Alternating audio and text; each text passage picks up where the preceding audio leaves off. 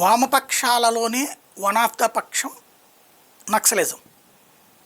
వీళ్ళు ఆయుధాలు పట్టుకొని నక్సల్స్, వాళ్ళ ఆయుధాలు పట్టుకున్న నక్సల్స్, అంతే తేడా. వీళ్ళు ఇప్పుడు వీళ్ళ మీద ఒత్తిడి పెరిగిపోయింది ఆ అసలు అన్నల నుంచి. ఏమని, మీరు ప్రభుత్వం మీద ఒత్తిడి చేయండి, రేవంత్ మీద ఒత్తిడి చేయండి, చర్చలకు తీసుకొచ్చేయండి, కాల్పుల విరమణ జరిపేయండి అన్నటువంటిది. వాస్తవంగా కొట్టాల్సిందంతా కొట్టేశారు. మొన్ననే ఆ కర్రగూట దగ్గర నుంచి వెళ్ళారు. కానీ భయం వేస్తుంది వాళ్ళకి, మళ్ళీ అక్కడికి రావాలంటే సైన్యం అక్కడే ఉంది, ఎప్పుడు కావాలంటే అప్పుడు వేసేస్తారని. కాబట్టి వీళ్ళ ద్వారా ఒత్తిడి. ఇప్పుడు వీళ్ళు మాట్లాడే పాయింట్ ఏంటి, పదే పదే నక్సల్స్తో చర్చించడానికి ఏంటి ప్రాబ్లం? తీవ్రవాదుల విషయంలో ఒక రకంగా వ్యవహరిస్తున్నారు, నక్సల్స్ విషయంలో ఒక రకంగా వ్యవహరిస్తున్నారు. తీవ్రవాదులను ఎవడన్నా తీసుకొచ్చుకుని పూజ చేస్తున్నాడు ఏంటి? కనబడితే కాల్చి అవతల పడేస్తున్నారు, చంపేస్తున్నారు అంతే. మొహమాటం ఏమైనా ఉందేంది తీవ్రవాదులు పట్టుకునేటప్పుడు? నక్సలైట్లైనా అంతే. ఆయుధంతో ప్రభుత్వాలు మార్చాలనుకున్నాడు ఎవరినైనా సరే రాజ్యం ఒప్పుకోదు.